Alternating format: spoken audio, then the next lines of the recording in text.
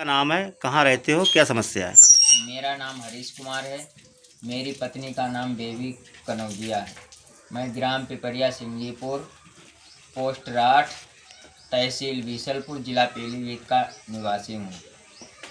क्या समस्या है आपकी? समस्या ये है, मेरे गांव के राजेंद्र प्रसाद और सुनील प्रसाद ने मेरे घर में घुसकर मेरी पत्नी को और हमको मारा है। आकर मेरी पत्नी ने आंगनबाड़ी में फार्म डाला था और जो है इनकी नियुक्ति नहीं हुई। गांव के राजेंद्र प्रसाद ने अपनी लड़की की नियुक्ति कराई है। उनका आय प्रमाण पत्र 45,000 का बना था। उनके पास 8 एकड़ ज़मीन और 2 ट्रैक्टर थे। तभी हमने मंडल आयुक्त में उनकी जांच कराई।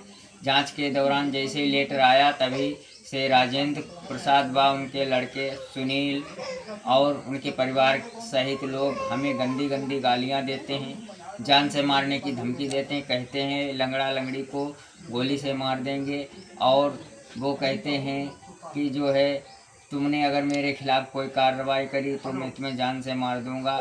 13 तारीख के करीब 8 बजे के टाइम सुनील और राजेंद्र दोनों लोग मिलकर के मेरे घर में घुस आए और मेरी पत्नी के साथ उन्होंने मारपीट की। मेरी पत्नी का गला दबाकर ज़मीन में पटक दिया और कुर्सी भी तोड़ डाली और कहा शोर शराबा हुआ। जब तक लोग आए, जब तक शोर शराबा हुआ तब तक धमकियां देते हुए और गाली देते हुए चले गए। बोले कि हम हमारी नेताओं और सत्ता में अच्छी पुलिस में अच्छी पकड़ है, मैं सब निपट लूँगा, तुम लोग मेरा क्या कर लोगे। और कहा धोबनिया तूने मेरी लड़की की आंगनबाड़ी हटवाने के लिए शिकायत की है, चल तुझे ही निपटा देते हैं। इसकी कंप्लेंट आपने दी? जी, हमने इसकी कंप्लेंट 14 तारीख को थाने में दी जाकर। कौन सा थाना लगता है?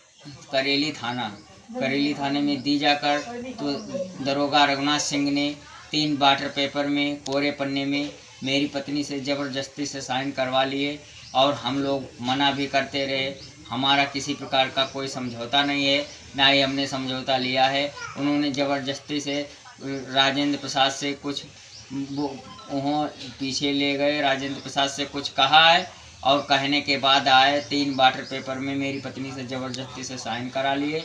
साइन कराने के बाद मेरी पत्नी और हमसे कहा कि जाओ, अब दोबारा अगर कभी राजेंद्र और उनका लड़का तुम लोगों के साथ मारपीट करेगा तो हम इन पर मुकदमा लिखेंगे।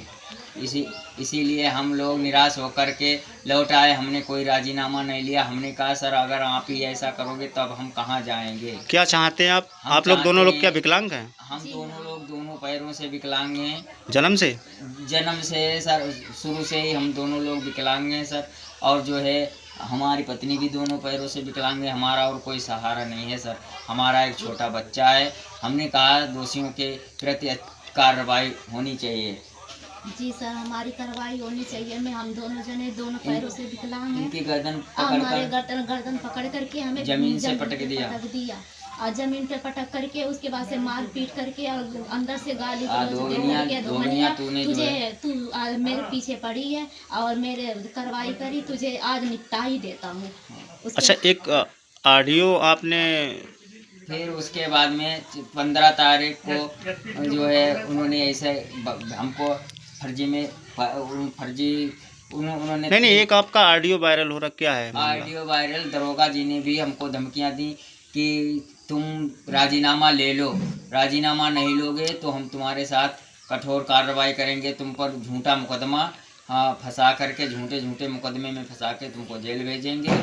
और कहा हमारे खिलाफ़ तुमने कार्रवाई की है, हमारे खिलाफ़ तुमने कार्रवाई की है क्योंकि वो जानते हैं उनका जो उन्होंने हमारे साथ अभद्रता की उसकी हमने रिकॉर्डिंग सर बना ली थी।